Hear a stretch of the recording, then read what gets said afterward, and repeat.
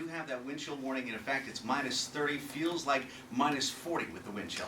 And we have a very special guest joining us in studio, Mayor Don Iveson. Thank you so much for blazing out here in the cold weather. Wow. Well, the car started, so, but I'm glad to be here. Thank you. Well, we have to, first of all, get to a really contentious issue that Edmontonians have been debating all morning here on Light 95.7. It divides households in a lot of cases. Real tree or fake tree?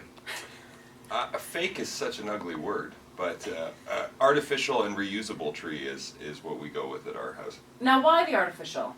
Well, we kind of inherited it, or at least I did, because my wife has had this for a few years. So it's really her call, and I don't know. I don't like cutting down a tree every year, so I'm okay to use the reusable one. Did you grow up with a real tree? We did, but it wasn't a real tree that was cut down every year. We had a tree in a pot that we sort of hung decorations on, and then past a certain point, we just stopped taking the decorations off it. So we sort of had a permanent Christmas tree at my parents' house, but they're sort of eccentric, professorial types. So.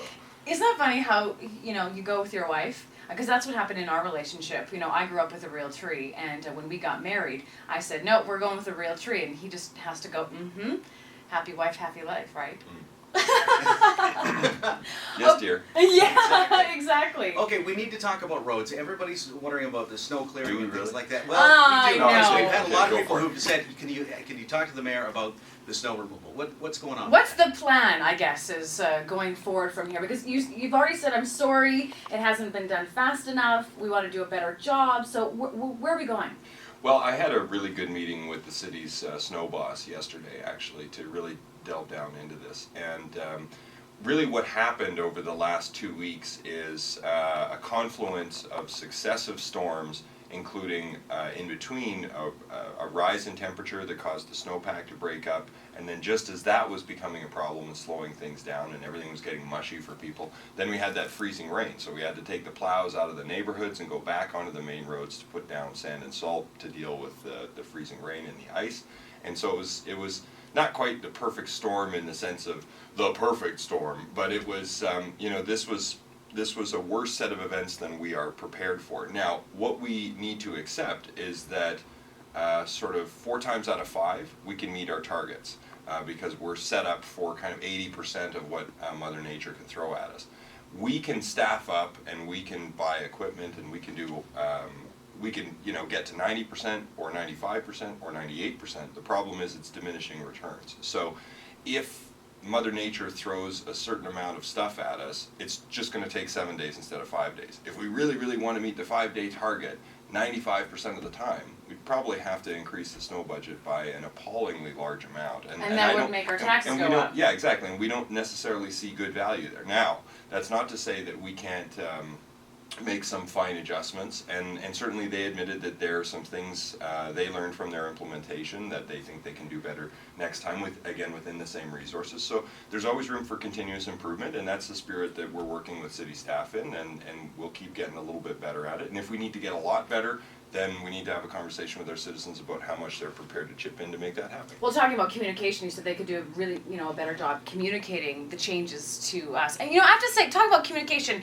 I think you should stay off Twitter. I think if you follow Mayor Don Iveson on Twitter, people were just bombarding you. Could you come and clear my sidewalk? Oh, my gosh. Well, mostly people were joking past a certain point, so that was fun. It was just maybe a little bit of a tension release for the whole city. So I don't mind hearing from people, actually. I mean, I think if they have a specific concern about an address where there's an issue, that's best communicated to 311, because if they communicate it to me, then I've got to collect private information from them, and it's just cumbersome to do that on Twitter, and it's really not the best use of your mayor's time. So 311 is still the best venue for that.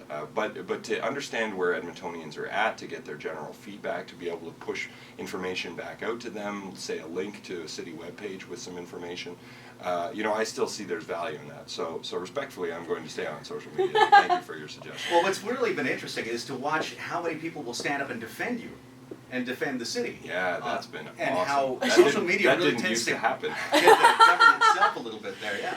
No kidding. And plus you're a dad too. I mean, we're coming up to the holidays, and this is your first, stint as mayor, and you've got a young family. How are you handling that schedule? Well, it's people say, how's the new job? I say it's more of a lifestyle, really. because it's sort of 6 to 6.5 days a week. But we work in family time at odd times, and sometimes when a meeting ends early, you just find a bunch of time, and so we've made it work for the last 4 years since my son was born, and it's a struggle sometimes. You know, through budget season, it's pretty tough, and when you're really in a heavy cycle of meetings. But then, you know, you get a bit of time over the winter holiday, you get a bit of time in the summer. So we just find our quality time at different times. But, you know, so many Edmonton families are shift workers, dual income households, people working hard, their kids are in 10 different activities. So I think everybody struggles with this. It's just our circumstances a little bit weird, but we work hard at it like any other Edmonton family. Well, So- yeah, go ahead. I was going to say, when you were a kid, did your mom call you Donnie? No, No, just Don. yeah, Okay. So you're little Don, and you're having your best Christmas. nobody calls me little. No, I'm thinking back to childhood here. What was your best Christmas? Anytime I got a large Lego set was a good Christmas. So pretty much from about 4 to 9, I was getting some pretty killer Lego Christmas gifts. Oh, right So all on. those would be contenders. That's awesome. So what is the plan for Christmas for you? Are you get some time off with the family? Yeah, we'll get a little bit of time away, and but you know, I'm still getting my office set up at City Hall. You know, we've hired most of the people I'm working with, and they're getting up to speed, and we're defining roles and responsibilities and all that sort of thing. So I'll be spending a lot of time at the office right up until Christmas, basically, and then we'll take about a week away, and then we'll be back at it. So. But the councillors will get a little bit longer break, which they really deserve, because they worked very, very hard through this budget, and especially the new councillors through the orientation process.